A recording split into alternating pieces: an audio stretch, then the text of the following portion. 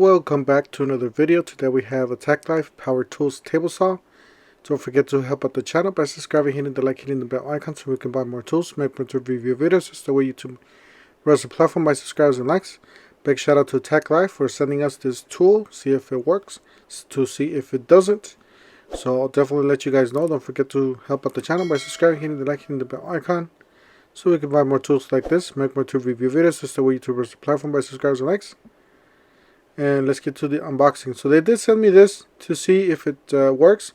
The first thing that we see is the screen for the bottom piece, and I'm packaging the bevel here, the angle, and you can adjust it basically to any angle by that knob. And then you got the table extenders. So you got one on each side, and that's the fence itself with the lock in there, and that's so you can view the size. And then you got some feet or some legs stabilizers. That's for the rear legs towards the back. And then you got a blade guard here. It's a clear plastic blade guard, as we unpackage here. And I did have to go do this voiceover, otherwise I do apologize for the audio. I did have to voice this over because the audio quality was terrible. This is the hardware. These are all the legs, and there's bolts, every nuts, bolts, lock washers, everything's in there. And that's the way it looks, the table saw from the bottom. So I'm going to go ahead and put the table saw here, and then there is a foam insert here on the motor compartments so it doesn't move. So you make sure you take that off before you proceed, because you don't want to forget that. You got the instruction manual there, and the legs are a little tricky. Basically, this is the way it looks when you pair up the legs. There's two different sizes. There's a longer side and there's a short side. Make sure you guys do either pick the short side or pick the longer side. On the top, you're going to have 2 bolts per joint. On the bottom, you can have 1 bolt and 2 knobs that just fit in there. So you guys are going to know which ones are the ones on the bottom and which ones are going to be the ones on the top. And make sure you guys put the cross member towards the inside of the table saw, because that's the way the pictures on the manual were specifying. So just keep that in mind. And the bolts go in from the outside towards the inside with the nuts on the inside. So it looks cleaner on the outside, basically. That's the way it looks. Like I said, you got the bolts, you got the flat washer, and then you got the lock washer, and then you got the nut at the last. So as you guys see there, that's the way it looks when it's completed. Make sure you guys don't tighten it up, because when you guys are going to be lining up with the table saw, you guys are going to have to struggle here. So make sure you guys leave it hand tight, and then tighten it up once you're finished with everything. So we're gonna put the flat washer, we're gonna put the lock nut, and then your regular nut here at the last on each joint, and that's the way it's gonna look. It's gonna look nice and clean from the outside with that bolt. And same thing with there, only one on that one with the 2 joints, the 2 tabs. So that's how you're gonna know which one's which. The bottom ones do have 2 holes there, and the top ones only have 1 with 2 tabs. And then you gotta line up the holes with the table saw. Once you get them lined up really good, then put your bolts, put your flat washer, put your lock nut, and then put your regular nut. Once you have everything tied up, make sure everything's well seated and everything. You guys can start tying everything up either with the wrench or with an impact driver. I prefer an impact driver, it's much quicker. But when you guys use an impact driver, make sure you guys don't overdo it, because these impact drivers are really powerful. Once you hear that impact sound, make sure you guys stop.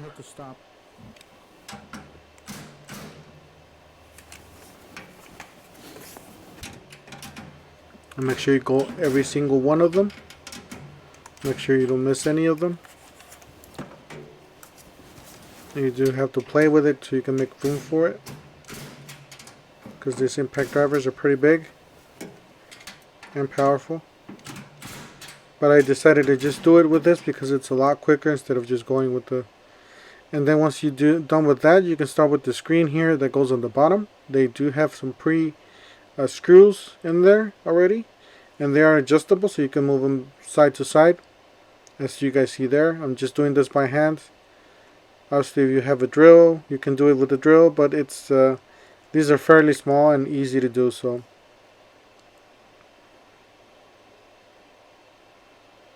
Alright, once we finish with that, we can start on the rear leg supports. And it's the same thing basically. You line it up with the hole, and then you put the screw, and then you put the flat washer, and then you put the nut there. Make sure you guys don't tighten it up because you need it loose, because you guys need to work on it on the bottom when you guys do the other side of the leg. Flat washer, and then the lock washer, and then the regular nut. So it's the same process for basically all the legs here. So no secrets, nothing different. And make sure you guys put those rubber those rubber foot on each leg before you guys flip it over. As you guys see the rubber pieces on the top. Then tighten it up. Tighten up all the screws or the bolts. And then work on the other one. Same thing with the other one, and then you can flip it over once you have it done. That's the way it looks once it's assembled from the bottom. And then you're gonna do the table extenders, or the guides, whatever you want to call them. And each guide at the end of the tube is gonna have a screw. Make sure you guys put that screw in there so it locks in there. That's the screw that goes in there, and then a nut on the other side. Make sure you guys lock them in there, and don't forget that, so when you pull it out, you don't pull out the whole thing. And I'll show you guys here how to change the blade. So basically, you take off this cover, and then you can see the blade compartment and the motor compartment, and it has a big nut on the blade. You guys could you see that big nut right there? You guys could take that off with the supplied tool, and then you guys could change the blade.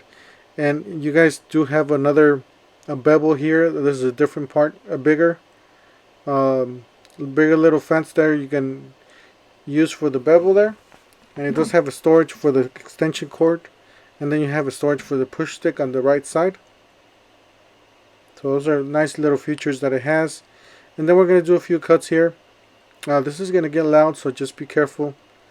If you're wearing headphones, make sure you lower the volume. I'll see if I can put the audio. If not, then we're going to see if we are flush with the 90, if we are 90 degrees. And just to let you guys know, you guys do have to adjust the saw. This saw does not come pre-adjusted. You guys have to, those little needles there, you guys have to adjust them. Same thing with the needle on the bottom. You guys have to adjust all that. Same thing with the fence. With the fence you have to adjust with the 2 screws on the top. And we're just doing some test cuts here, see if it cuts at 90 degrees here. Make sure you guys wear all your safety equipment, and don't even get near the blade when it's going, basically. Until it stops, you guys can get close to it. And then we're just going to take a quick measurement here. It looks pretty flush with the square here. So like I said, every saw is the same way. Unless you buy a really expensive saw, it should already come square. But if you buy a budget DIY saw like this, then you guys are probably going to need to square it up. And once you get it done, you're pretty much good for a long time there. And as you guys see here, I'm trying to get it square. Make sure you guys adjust it with those 2 screws on the top. And once you guys get it there, you guys are going to have a saw for a long time here.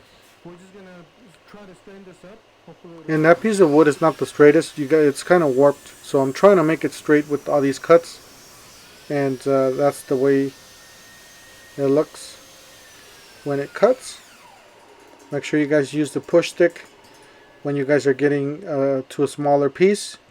Once the saw is completely off, the blade stopped, then you can get your hand closer to there. But if you guys gotta really be careful with this. If you're the first time using something like this, you guys could lose a finger or hand here. So this is something very seriously. I would if you're not experienced with this, I would definitely do it with the guard on. Do not take it off. So, watch a lot of videos, do a lot of research before you guys buy this saw, because this saw is dangerous. You guys could lose a finger. And do not get distracted with anything else, because this is one of the most dangerous saws out there. Like I said, we did a few cuts here, pretty straight. Like I said, we're still warped on two sides, the sides that we haven't cut. But I'm just looking at the sides of the board there. As you guys see, pretty flush, pretty straight, 90 degrees. Can't get any straighter than that. And then we're just going to keep going with the other sides. Make sure we get this board as straight as possible, so we can see what we can do with this table saw here. And then just turn it around. We're going to do a cut on the other side. Make sure we get it nice and straight. And there we go. We turn it off. We wait until the blade stops. And then you can clear whatever debris you have there. And then you can check your final product. So I really like this product, especially for the budget, for somebody that's looking for a budget saw and something that's going to be delivered to your house. This is a great table saw for the DIY. Definitely DIY products if you like doing your own projects at home. Like I said, it just takes a little bit of adjustment, but once you get it in there, it's a great product for you. Don't forget to help out the channel by subscribing, hitting the like, hitting the bell icon, so we can buy more tools like this. Make more to review videos, so we're YouTubers are platform by subscribes and likes. And we'll see you guys on the next one. Thank you for watching.